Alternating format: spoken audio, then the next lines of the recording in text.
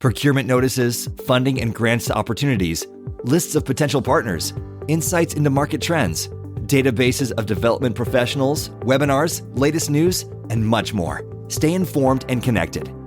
Visit developmentaid.org today and see how we can help you achieve your sustainable development goals together. Hello, everyone, and welcome to Development Aid Dialogues, where we delve into the heart of humanitarian efforts shaping our world.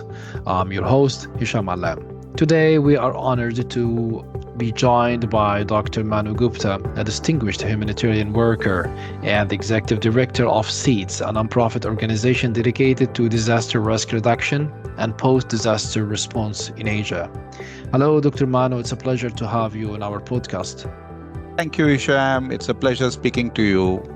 Dr. Manu, what does a post-disaster response mean? A post-disaster response is usually the actions taken by humanitarians such as us to respond to the needs of people who have been hit by crisis.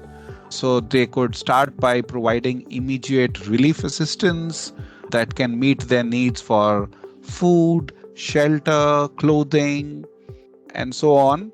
And then look at recovery in helping them coming back to their feet, helping them restore their livelihood, education, and their day-to-day living. So, of course, it is divided in several stages of intervention, but that is usually the gamut of what a post-disaster response would typically look like. Your journey in humanitarianism has been marked by significant moments of challenge and resilience.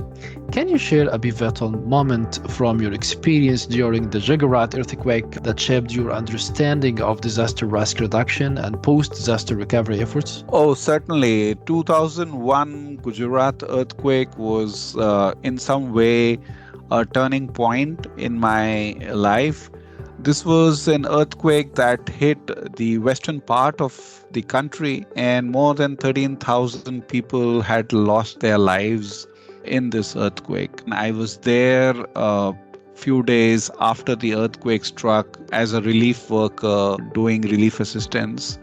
A lot of lives that were lost could have been avoided, and simply because the buildings that they were living in were not strong enough to withstand an impact of an earthquake, even though the region was already marked as a zone 5, which means that it has had experience of earthquakes of a magnitude 5 and above. In spite of that, people's houses were not strong enough, and a lot of lives were lost simply because their roof and their walls collapsed on them.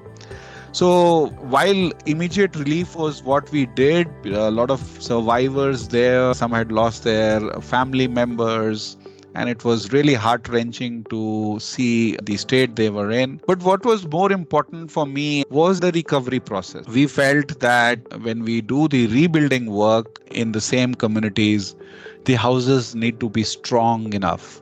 Communities, people should know what is the potential impact of an earthquake. So we began our 3-year journey in the same state, starting with staying in a village that had lost about 250 homes.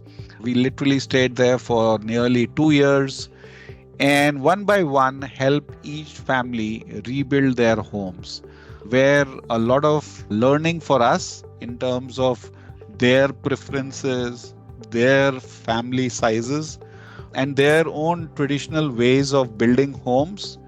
And we as engineers and architects were there to help ensure that while they followed their own traditional practices, they also follow designs and principles that will ensure that these homes were safe.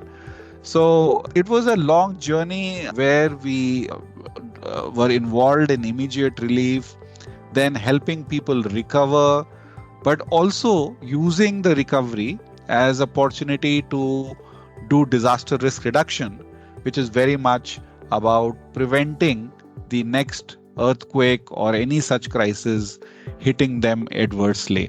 So that was my journey.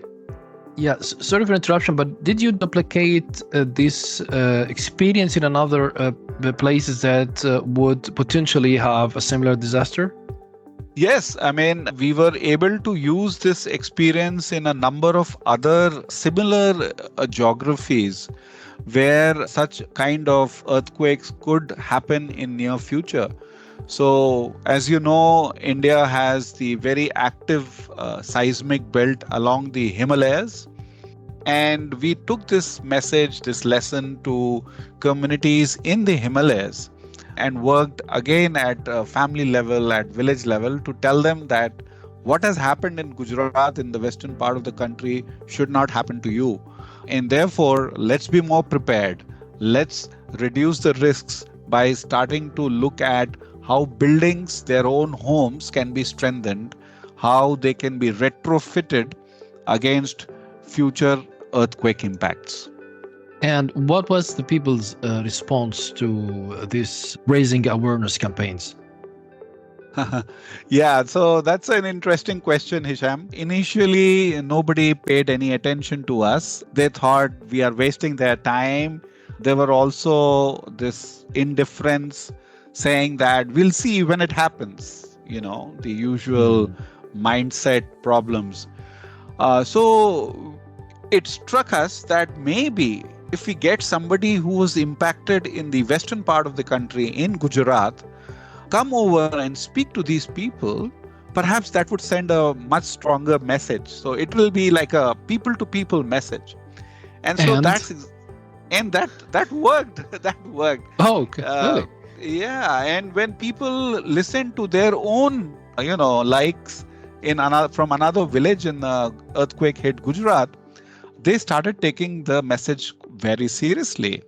And that kind of triggered a series of activities where, we could convey and communicate the message of what can happen in an earthquake. Transitioning from Gujarat earthquake to the Indian Ocean tsunami in 2004, could you take us back to that time and share a personal stories that deeply impacted you and shaped your approach to disaster response? Yes, it was a terrible time in 2004. It was year-end holidays. And yes, we all remember the Great Indian Ocean tsunami. It impacted almost the entire world, not just those 17 countries where the water entered their coasts, but also people from other parts of the world who were holidaying, who were touristing in the small islands on the coasts around these affected countries. It was an experience that taught me many lessons about black swan events that can happen. The COVID has been one such black swan event in recent history, as you very well know. This was an event that had never happened to that scale ever before in known history. So naturally, there was a lot of trauma, a lot of despair among people who were directly hit.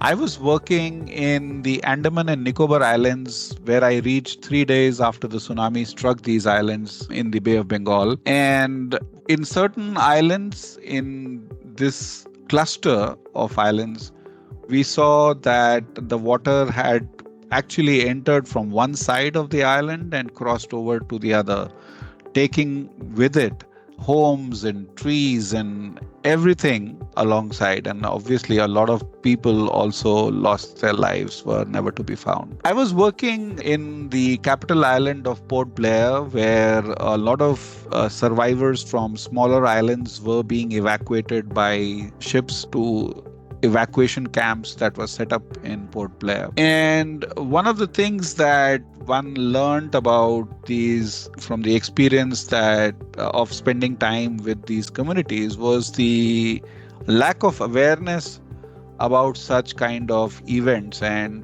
how unprepared we are as a society to such kind of disasters. Even though sometimes we are aware that we are in a geography, we are in a location that can have hazards and disasters like these.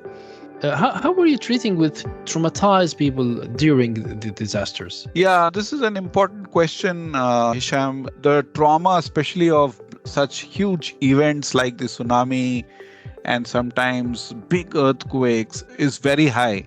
Some of the communities where there are, let's say, women headed households, we find that the trauma is even more. And that kind of trauma not only deters us from doing response activities smoothly, but it also becomes a difficult challenge for us to address in people. The way to do it, especially with children and women and the elderly, is to start making small efforts that can help ease that trauma, ease that pain. And so we do have counselors and we do have counseling camps set up for people who are going through that trauma, to talk to them. But with children, what we do is, allow them to express themselves through paintings and through drawings and through playing with other children. And gradually they are able to overcome that trauma that they are going through.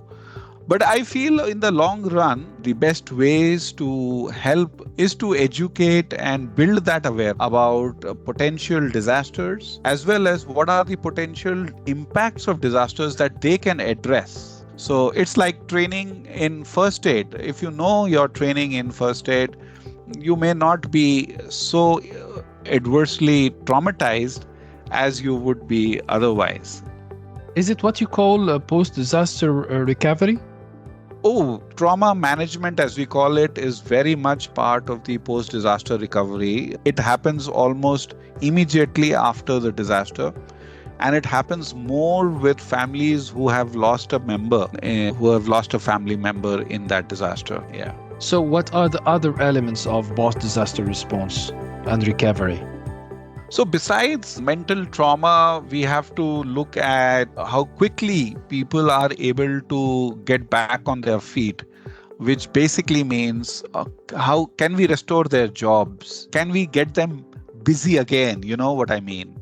When people start participating in their own recovery, not only they are able to recover from their trauma much more quickly, but they are also able to rebuild themselves with that awareness that they will now be more strong, more robust against and more prepared against future disasters. Dr. Manu, what lessons do you carry from one disaster to the next? Oh, so I think each disaster teaches us something new.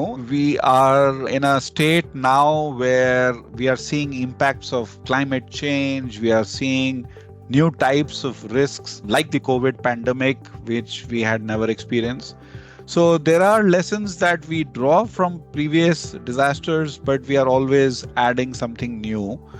But the basic principle remains the same. And that's the kind of lesson that I carry. Awareness is the ownership and the agency of affected people themselves. That has sustained throughout, no matter what kind of disaster has hit people. When the most kind of affected people are at the center of, the post-disaster recovery or the risk reduction that we do with them, then the intervention not only stays with them, but then they also innovate, they also evolve. They become almost like what we call the first responders, to be able to help their own friends and neighbors if there is a disaster. So that's one lesson that I have only, gained more conviction in each time I am there in a humanitarian situation. How can you get yourself prepared for catastrophes and disasters? Each type of disaster is very unique and brings its own characteristics, and we need to be prepared accordingly. For example, we know when the cyclone strikes, it will have very high speed winds that can blow away my home and my immediate surroundings. So I would want to anchor my roofs. I would want to board up my homes. And so things like that can be very much part of the preparedness exercise. So usually what we do is when we work with communities, we do assessment of what kind of hazards or what kind of disasters can strike them. That's number one. Once we do that, we say, okay, what is your capacity to be able to sustain the impact of these kind of disasters? So we look at what kind of training already exists. Do they have people trained in first aid? Do they have homes that are strong enough? All these are indicators for what kind of capacity people have. Once we have mapped out their capacities and also their weak spots, we then train them to become strong and be better prepared. Sometimes providing information in advance is one area that can help them prepare better, like an early warning that can come. So we look at all these kind of measures based on a very local level assessment of what are the risks, what are the vulnerabilities, what are their capacities, and accordingly prepare them. Could you provide your disaster relief efforts under any other umbrella? What encouraged you to found Seeds? Of course, I could do that with many other organizations, and initially that was my experience. As a volunteer, I actually went to various emergency situations working for relief with other organizations.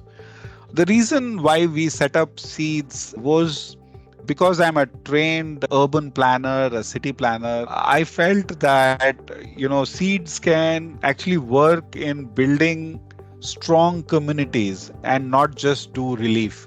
Because most of the humanitarian organizations that I came across were only concerned about what happens immediately after a disaster and how we can support people in helping them recover immediately. My interest was in seeing that there should not be any loss in the first place, and there are affordable, replicable solutions that can help such people. And that has been our mission in Seeds, which we really enjoy doing. We really want to spread to other parts of the world as well. Major catastrophic events often necessitate swift and coordinated responses.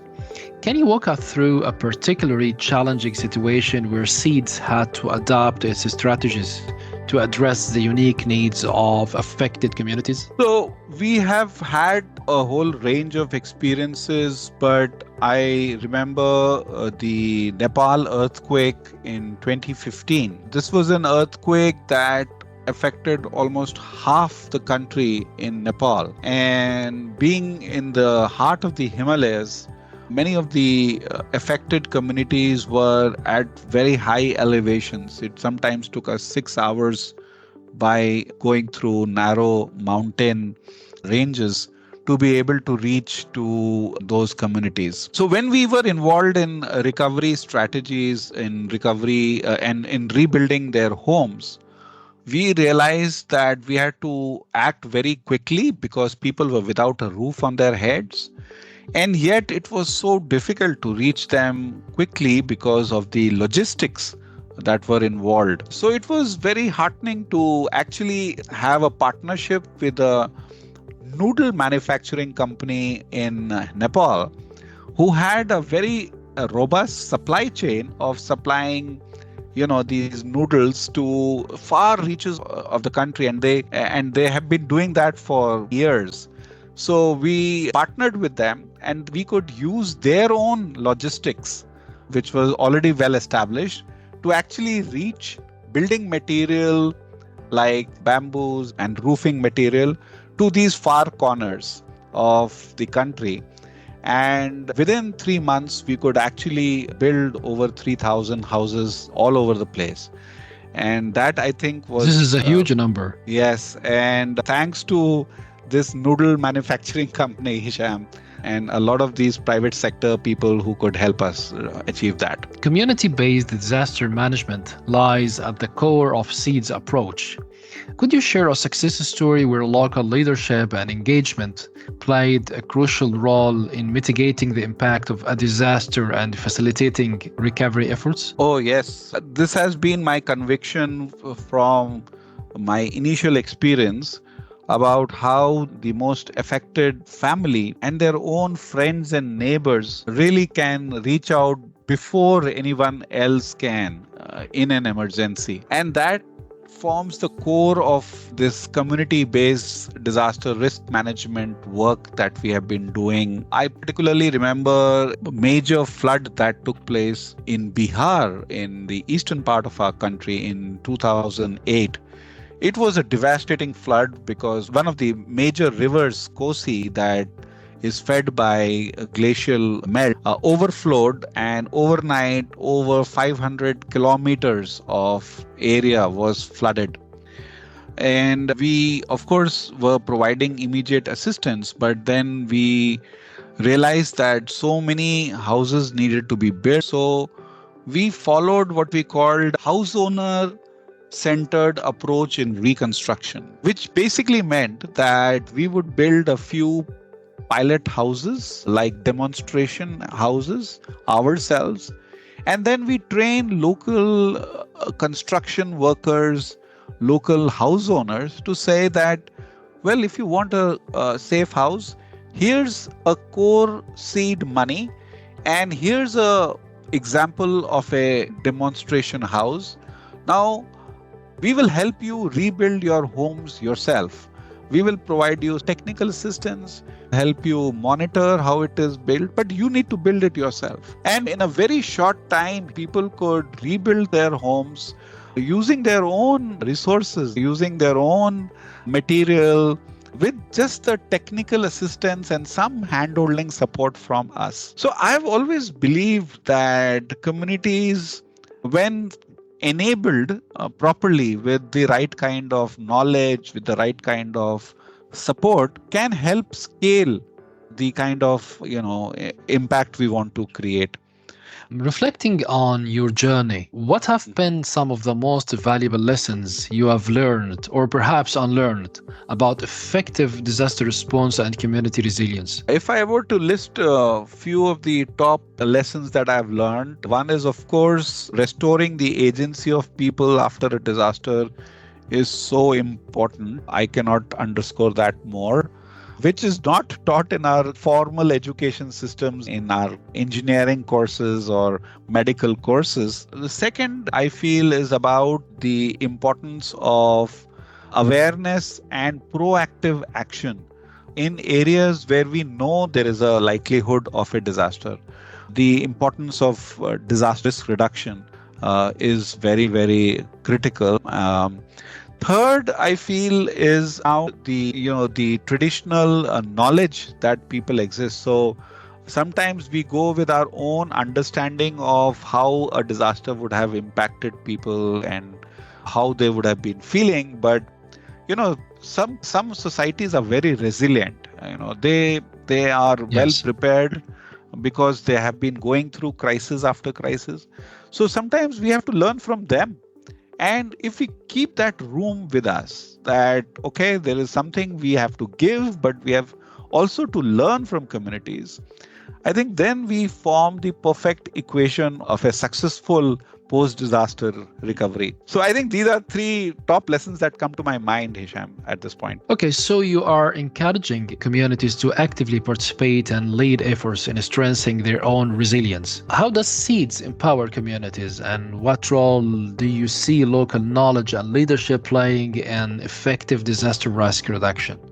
In any disaster, the local leaders have a very important role to play because first, they are trusted by their communities. Second, they are from those local areas, so they know what are the strengths, what are the vulnerabilities, and therefore they can help us shape the kind of external assistance they can provide. So our way of empowering local communities is to work through such leaders. We call them also sometimes the change agents. As the word suggests, they are the people who will help influence change in mindsets, change in behavior, leading to more informed action that can prevent the losses from disasters. So a lot of our efforts goes in empowering these local leaders, local community-based organizations, so that they in turn are able to influence larger communities to be well prepared against future disasters. At the national level, you have been instrumental in co-founding alliances and collaborative initiatives focused on adaptation and disaster risk reduction. Could you tell us more about these initiatives and their impact on policy and practice in India? So this was a learning going back to 2004 tsunami and many similar large-scale emergencies, where we noticed that it cannot be the effort of just one single organization in an emergency. It requires many seeds and many organizations to be able to reach out. And particularly so in the Indian Ocean tsunami, impact was as widespread as Indonesia on one side and Madagascar on the other side, the entire stretch. And it wasn't possible for one organization. So we have always believed in building alliances of like-minded organizations who can reach out much faster. And agility is always the key USP in any disaster, how quickly we can reach out. So rather than one organization trying to mobilize forces across a huge diverse population, why not have smaller organizations who are closer to their communities act quickly, as long as we are able to share a common understanding on how to respond? What are those common tools and methodologies that may be used? So I've always have a strong belief in building local alliances of organizations. And these organizations have sustained a network called the Asian Disaster Risk Reduction Network that is now active in more than 19 countries in South and Southeast Asia. And we often share our knowledge and experiences. And every time we do that, we all feel stronger. So it is always very helpful to have these alliances in place. At some point, also, these alliances help us influence policy much better than a single organization trying to do so. When many of us come together, governments listen, other agencies listen much better. With the increasing frequency and intensity of disasters, how do you see the role of disaster risk reduction evolving on global scale? Now, the rate of temperature change having doubled since the 1980s, we would be witnessing almost 5 to 6 disasters every single day around the world. And that's a very serious situation. It will require entire communities to be better prepared against these new risks and be able to act so that losses can be avoided. Of course, there are certain parts of the world that are already over the edge, which means that no matter what you do, they will still suffer. But risk reduction has a very important role in trying to prepare communities better. So a major area of work which I feel needs to be stepped up locally is around provision of early warning to communities that are going to be impacted. And this is especially so because climate change has led to disasters that are very quick to impact, and there is very little time that is available to prepare. So very effective early warning would be one such way of taking risk reduction at scale. Dr. Manu, your dedication to this field for over 30 years is truly remarkable. What initially inspired you to work in disaster risk reduction and humanitarianism, and how had that inspiration evolved over time? Thank you for that, Hisham. I still get up every day in the morning excited about what more I can do. There is so much suffering as we see in the world today, and I just feel this is something that is needed by many more of us. So I spend my good amount of time trying to train new young people to be able to serve better the communities who are in distress. My original inspiration was also like a young volunteer when I was just about 28 years old, backpacking and going to remote areas, trying to learn from communities. And one such incident was in 1998 when there was a cyclone that hit, the western part of our country. It wasn't a major cyclone, a category 2, but a lot of lives were lost. And I realized that the major cause for lives loss was that the houses could not sustain even a category 2 cyclone. A little deeper study revealed that a simple J hook that can hold a roof down was not even known to people. And just because there were no J hooks that could hold down the roof, these roofs flew away like missiles, and they were hitting people. I felt a slap on my face being a trained architect and planner that I have the best knowledge of the world, yet people are dying because they don't know about these simple measures that can save their lives.